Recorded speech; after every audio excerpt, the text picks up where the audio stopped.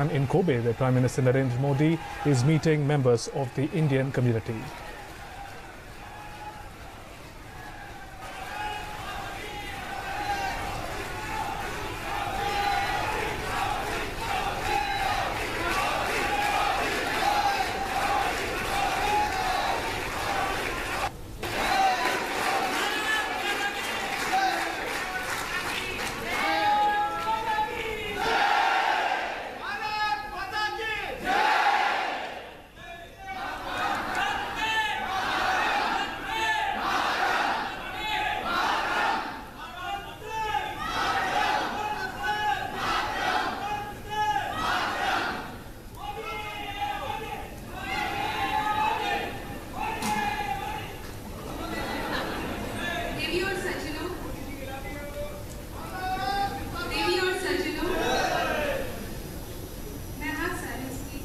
देवी और सज्जनों, अब हमारे बीच भारत के प्रधानमंत्री माननीय श्री नरेंद्र मोदी जी उपस्थित हैं।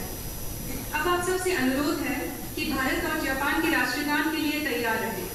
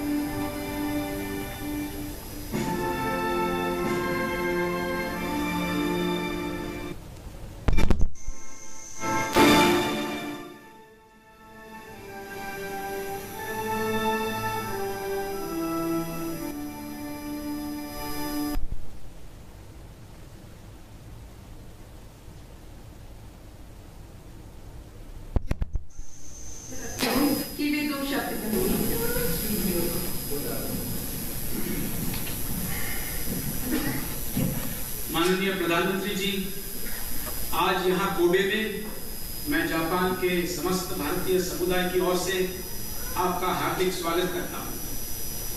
यह हमारा सौभाग्य है कि आपने जापान की इस महत्वपूर्ण यात्रा में आज के कार्यक्रम के लिए अपना बहुमूल्य समय दिया। संपूर्ण जापान में और विशेष रूप से कोबे में भारतीय समुदाय का एक लंबा इतिहास रहा है। इस समुदाय ने अपनी कर्मभूमि जापान में एक महत्वपूर्ण भूमिका निभाई है और आज वे भारत में आपके कुशल नेतृत्व में अपनी जन्मभूमि के विकास में सहभागी होने के लिए उत्सुक है। भारत में इस समय मूलभूत परिवर्तन हो रहे हैं। पूरे विश्व की दृष्टि आज भारत पर केंद्रित है। भारत जापान साझेदारी हमारे आर्थिक विकास। माननीय प्रधानमंत्री जी की यह यात्रा भारत और जापान के गहरे संबंधों को और भी सुदृढ़ करेगी। अब मैं माननीय प्रधानमंत्री जी से अनुरोध करूंगा कि वे आप सबको संबोधित करें। धन्यवाद।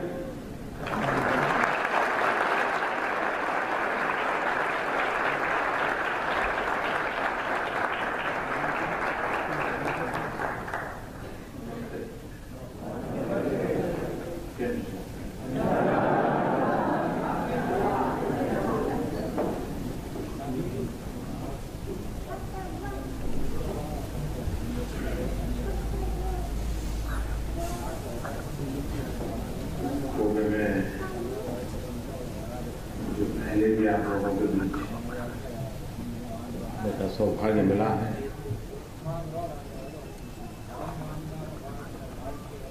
तब तो पता तक नहीं था, उस समय भी आप लोगों ने मुझे इतना प्यार दिया था कि जो मैं कभी भूल नहीं सकता हूं। कोबे में आए और आपको मिले बिना चले जाएं,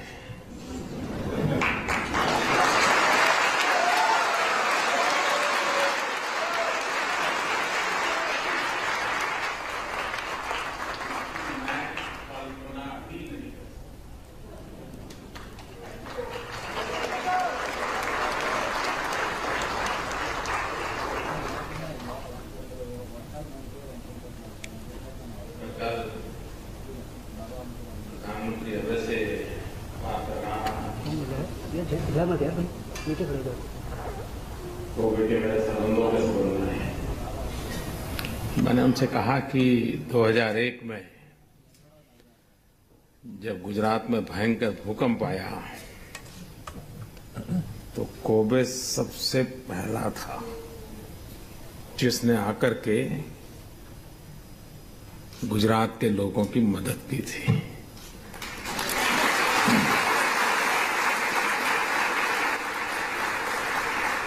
और उसके पहले ही यहां भूकंप हुआ था, उसके बावजूद भी। और जब सुख में कोई आए ना आए, रहता है, आया होता तो अच्छा होता, लेकिन दुख में कोई ना आए तो याद रह जाता है। और जो दुख में पहुंच जाए वो जीवन भर पूज्य लगता है। कोबे उस रूप में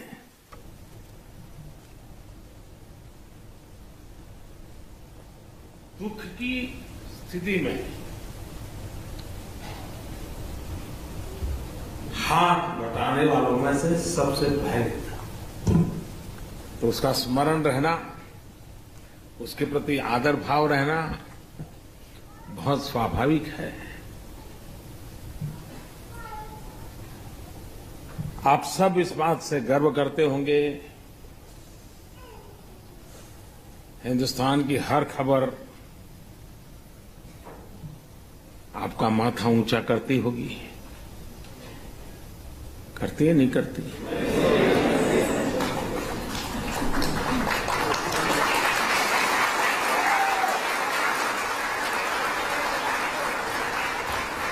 सीना तान करके, आंख में आंख मिला करके बड़े हौसले के साथ अब बात कर पाते होंगे।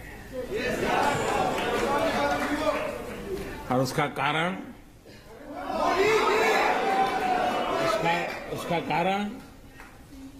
उसका कारण मोदी नहीं, उसका कारण 125 करोड़ हिंदुस्तानी है।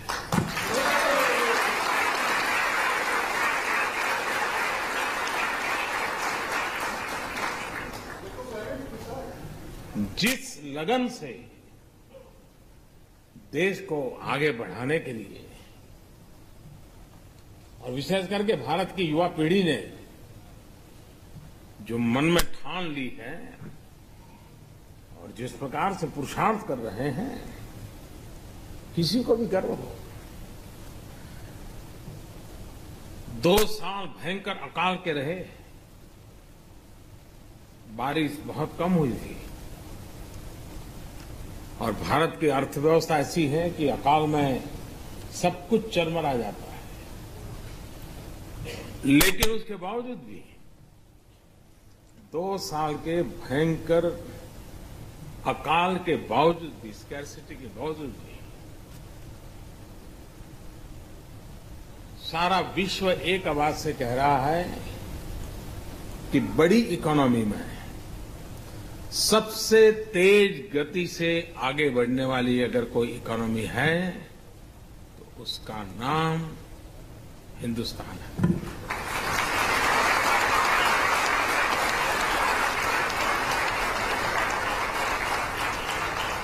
IMF हो, वर्ल्ड बैंक हो, सब लोग एक स्वर से कह रहे भाई, IMF ने तो कह दिया भारत एक चमकता सितारा है, ऐसा कहते हैं।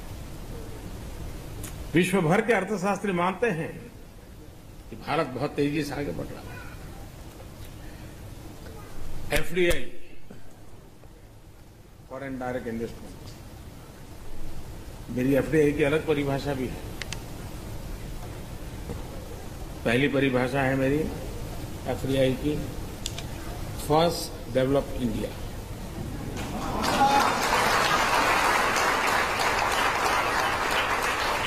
और दूसरी है फॉरेन डायरेक्ट इन्वेस्टमेंट। और इन दिनों सबसे ज्यादा FDI भारत को प्राप्त हो रहा है, और FDI प्राप्त करने का ग्रोथ रेट भी है, वो हिस्टोरिकली हाईएस्ट है। तो ये चीजें इस बात को उजागर कर रही हैं कि देश आर्थिक विकास में बहुत तेज गति से आगे बढ़ रहा है। हमारे देश में गरीबी की चर्चा हमेशा हुई है। ऐसा नहीं कोई मैंने आकर के शुरू की, पहले भी हुई, लेकिन ज्यादातर चुनाव के समय हुई है। बाद में सब भुला दिया गया है। मैंने चुनाव के बाद शुरू कर दी है और बहुत तेज गति से उस बात को आगे बढ़ा रहा हूं कि देश को गरीबी से मुक्त करना चाहिए।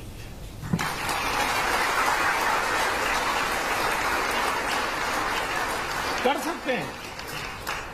अब हमारे देश में 40% लोग ऐसे थे, उनके नसीब में बैंक का दरवाजा भी नहीं था। वो सोच ही नहीं सकता कि इतने बड़े बिल्डिंग में या इतने शीशे लगे हो, मैं अंदर जा सकता हूं कि नहीं जा सकता। हमने आकर के अभियान चलाया कि सबसे पहले सबके बैंक के खाते खोल देंगे। अब पैसे तो थे नहीं, स्टेशनरी का भी खर्चा होता है, होम का भी तो खर्चा, 8 आना रुपया तो होता ही होता है। हमने सरकार को कहा नहीं, 1 पैसा लेना नहीं, मुफ्त में खाते खोलो। तो कुछ दिन तो आप जानते हो मेरा क्या हुआ होगा, लेकिन खैर फिर सरकार में सब लोग मान गए। और हमने गरीबों से कहा कि आपके पास 1 नया पैसा नहीं होगा तो भी आपका बैंक का खाता खुलेगा। और देश में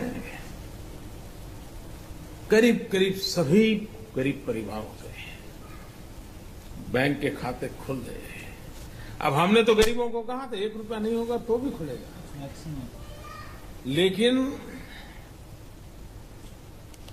हमारे देश की विशेषता है,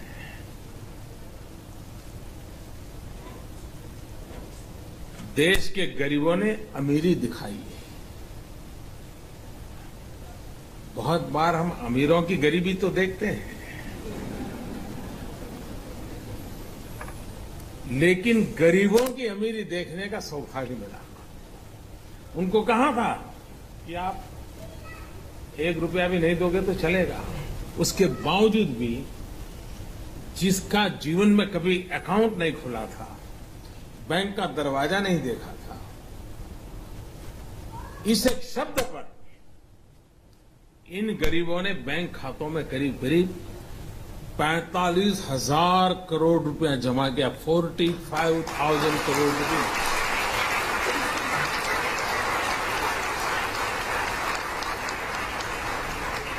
ये है गरीबों की अमीरी, और यही है हमारे देश की सबसे बड़ी ताकत। जो देश हम जैसा चाहते हैं वैसा बनाने का सामर्थ्य रखती है।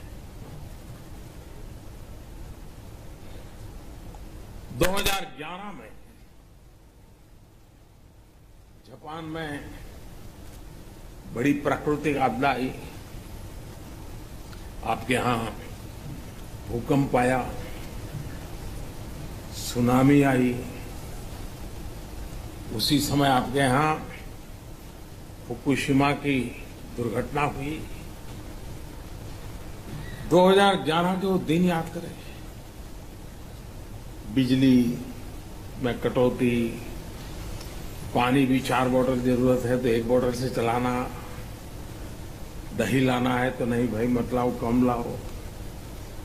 और सिर्फ वहां नहीं जहां पर आपत्ति आई थी, पूरे जापान में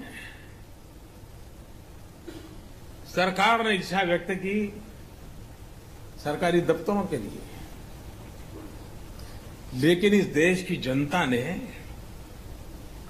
इसे अपनी जिम्मेवारी माना और हर कोई कोट पैंट टाई बंद करो तो बंद किया, एसी बंद करो बंद किया, पानी जरूरत से ज्यादा मत लो नहीं लिया, कम चीजों से घर खाने में चलाते हो 3 सब्जी बनाते हो 1 सब्जी चलता है, ये आप लोगों ने किया, जापान के लोगों ने किया। जब मैं पढ़ रहा था ये सारी चीजें और जब मैं बाद में यहां आया था तब जब सुनता रहा था लोगों से, तो मुझे भी कभी होता था कि कैसे महान लोग हैं, देश के लिए क्या कुछ कष्ट झेलते हैं। लेकिन कभी कभी मौका मन में आता था कि क्या हमारे देश में भी ऐसा हो सकता है क्या ये संभव है क्या? लेकिन आज मैं बड़े विश्वास से कह सकता हूं कि हिंदुस्तान का सामान्य मानवी भी अगर उसे अवसर मिले, मौका मिले, जिम्मेवारी की बात आ जाए, जैसा आपने करके दिखाया, वह भी पीछे रहने वालों में से नहीं है, ये मैं अनुभव से कहता हूं।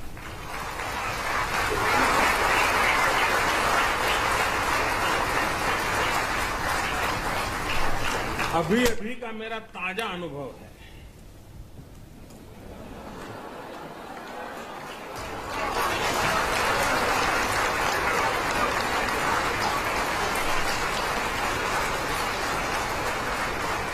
कौन से वाला?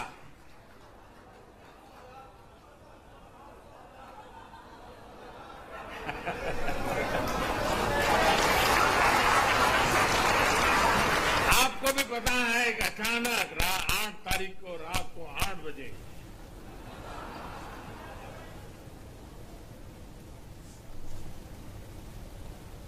$500 और 1000 की नोट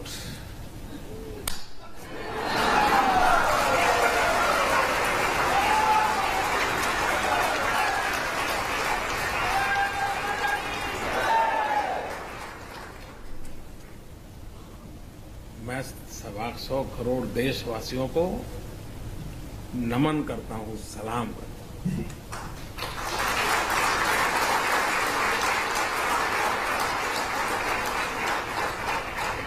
घर में शादी है, पैसे नहीं है, मां बीमार है, 1000 की नोटों का थप्पा है, लेकिन मुश्किल है। इन सब के बावजूद भी तकलीफ है, ये पता है, खुद को है पता है, अड़ोस पड़ोस को है पता है, उसके बावजूद भी लोग उंगली डाल डाल करके पूछवाते थे मोदी को कुछ बोलो, कुछ मोदी के खिलाफ बोलो, ऐसा भी चल रहा था। लेकिन मैं देश के लोगों को 100 सलाम करता हूं।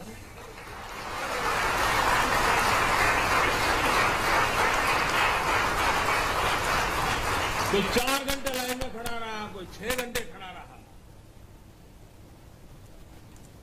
लेकिन तकलीफ झेली, लेकिन देश के हित में इस निर्णय को वैसे ही स्वीकार और स्वागत किया है जैसे 2011 में जापान के हर नागरिक ने करके दिखाया।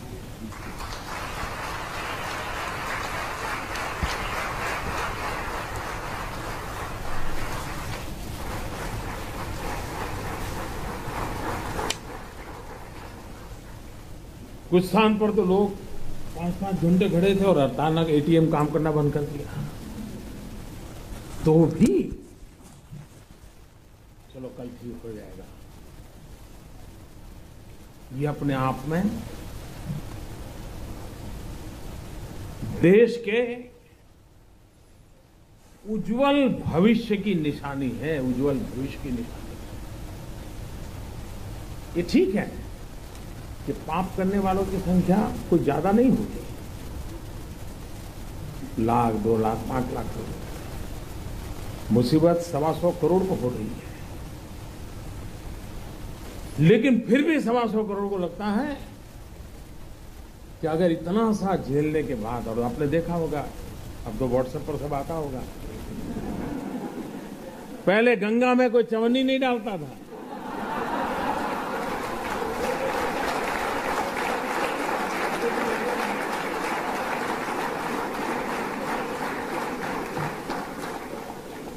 नोटे बह रही है गंगा जी, नोटे बह रही है।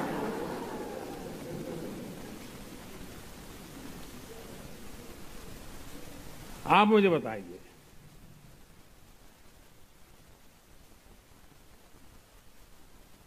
चोरी का माल निकलना चाहिए कि नहीं निकलना चाहिए? सामान्य मानवी को शिकायत ये होती है कि आप एक को फायदा हो और दूसरे को नुकसान हो। उसको लगता है जब इस कानून सबके 500 की नोट गई, सबकी 1000 की नोट गई, मोदी की भी 1000 की नोट अब बाजार में चलने वाली नहीं है, तो लोग कहते भाई ये बढ़िया हो गया। ऐसा होना चाहिए, हर एक के लिए समान उसका असर है। और इस कारण, इस निर्णय से मुझे भी पता नहीं था कि मुझे एक ऐसे आशीर्वाद मिलेंगे, जिस आशीर्वाद के शायद मैं जब सोच रहा था कि ये करूंगा तो क्या क्या तकलीफ आएगी, क्या क्या फायदा होगा, वो तो मैं सोचा ही नहीं था। मैं दिमाग खपा रहा था कैसे करूं कैसे, और अच्छा ये काम ऐसा था कि लोगों से बता भी नहीं सकता था, अचानक करना पड़े, वरना तो खेल खत्म। जो लोग इतना जमा कर सकते हैं वो अपनी जगह भी कर सकते हैं, तो इसलिए इसको सीक्रेट रखना भी जरूरी था। तो मैं सोच रहा था ये तकलीफ होगी, ये तकलीफ होगी, ये मुश्किल होगा, तो हमारी एक छोटी टीम थी, बैठ करके रास्ते खोज रहे थे। लेकिन मैंने ये नहीं सोचा था उसमें से मुझे कोई आशीर्वाद भी मिलेंगे। जब लोगों को पता चला कि किसी गृहिणी के, कि हर महिला सब्जी लेने जाती है, थोड़ा बचा लेती है, साड़ी के पल्लू में बांध के रखती है, घर में सब खाली हुआ, मुसीबत है वो निकाल के दे देगी, लो जाओ जाओ ले जाओ। हमारे देश में महिला कुछ न कुछ बचा के रखती है, और ईमानदारी का होता है, कोई बेईमानी का पैसा नहीं होता है। जब हमने कह दिया कि अगर किसी गृहिणी का 2.5 लाख रुपया अगर वो बैंक में जमा कर देगी, तो सरकार उसको नहीं पूछेगी कि ये 2.5 लाख रुपए कहां से आएगा।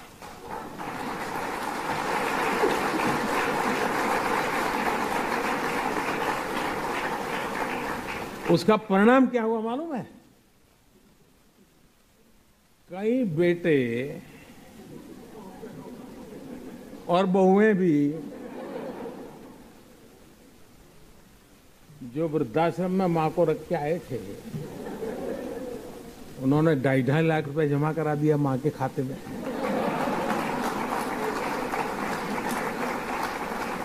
अब मुझे बताइए वो मां मुझे आशीर्वाद देगी कि नहीं देगी? ऐसी वृद्ध मां आशीर्वाद दे तो फिर योजना सफल होने में कोई आशंका रहती है क्या? भाइयों बहनों, ये बहुत बड़ा स्वच्छता का अभियान है। ये किसी को परेशान करने के लिए नहीं है। तकलीफ हुई है, तकलीफ तो होती, मुझे भी अंदाज, मैंने पहले दिन भी कहा था, जब 8 तारीख को मैंने राष्ट्र के नाम संबोधन किया, तब भी कहा कि इतना बड़ा देश है, 50 दिन दिए हैं, जल्दबाजी करने की जरूरत नहीं। 50 दिन दिए हैं, जाकर के अपने जो ईमानदारी के हक के पैसे हैं वो जमा कराएं, बदले में उनको खाते में पैसे आ जाएंगे। लेकिन मैं इस बात को स्पष्ट मानता हूं, बिना हिसाब का अगर कुछ आया हाथ, तो उसका देश आजाद हुआ तब से आज तक का हिसाब चेक करने वाला हूं।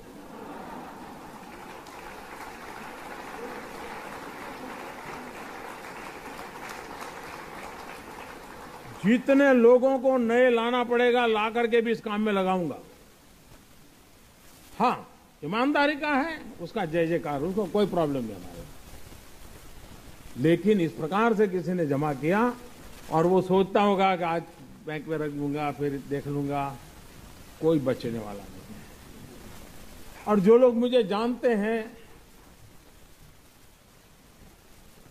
वो कुछ समझदार भी है,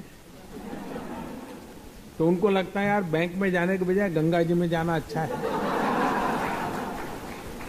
पैसे मिले या न मिले, पुण्य तो मिल जाएगा। और इसलिए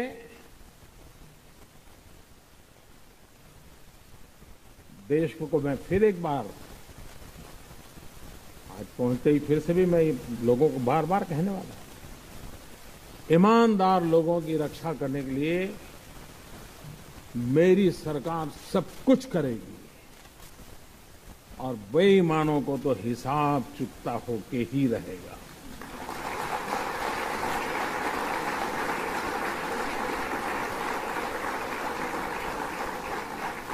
अच्छा, ऐसा नहीं कि हमने रातों रात किया है। हमने पहले एक स्कीम निकाली कि भाई आप इतना दंड देकर के जितना दे सकते हो दे दीजिए। तो करीब 67,000 करोड़ रुपए आए। तब भी कुछ लोग तो कहते थे कि मोदी फेल हो गए, मोदी का कुछ नहीं हुआ, लेकिन आखिर भी आंकड़ा आया तो अब वो बोलते ही नहीं है। और पिछले 2 साल में इस प्रकार के अलग अलग जो प्रयास किए, करीब करीब 1.25 लाख करोड़ रुपया वापस आया। 1.25 लाख करोड़ रुपया।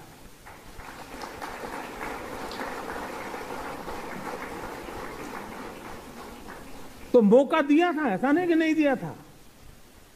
लेकिन फिर भी अगर आपको लगता है कि वैसे ही है पहले जैसे थे, तो फिर गलती मेरी नहीं है। और इसलिए और जो लोग अब 30 दिसंबर तक उनके पास समय है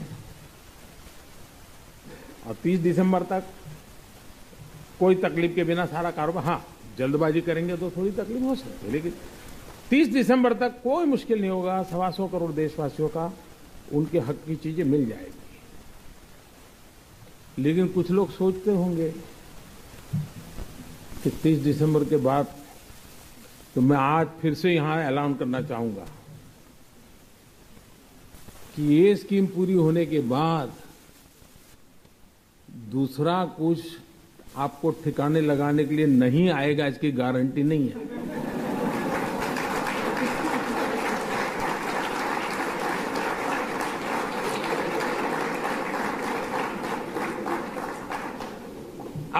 अब दुनिया इतनी बदल चुकी है, हमने मुख्य धारा में, आप ठीक है पहले कर लिया भाई, मैंने मौका दिया है, आ जाइए। नहीं आना है तो आप जानो, आपका नसीब जाने। और आपका नसीब नहीं, आपके बेटों का नसीब की चिंता करो। लेकिन मेरे प्यारे देशवासियों, आप लोग यहां कड़ी मेहनत करके भारत का नाम रोशन करने में लगे हैं। आपके पुरुषार्थ से देश का गौरव भी बढ़ता है। दुनिया में जहां भी जाते हैं, भारतीय समुदाय के व्यवहार की बहुत ही सकारात्मक चर्चा विश्व में जहां जहां भारतीय समुदाय रहता है उनसे मिलती है सुनने के लिए, और उसके कारण भारत की साख भी बढ़ती है, भारत की प्रतिष्ठा भी बढ़ती है। तो ये आप लोगों का बहुत बड़ा योगदान है। मैं फिर एक बार आप सबको मिलने का मुझे अवसर मिला, मैं आपका बहुत बहुत धन्यवाद करता हूं। और मैं आपको विश्वास दिलाता हूं कि अब हिंदुस्तान निरंतर आगे बढ़ने वाला है, विकास की नई नई ऊंचाइयों को पार करने वाला है।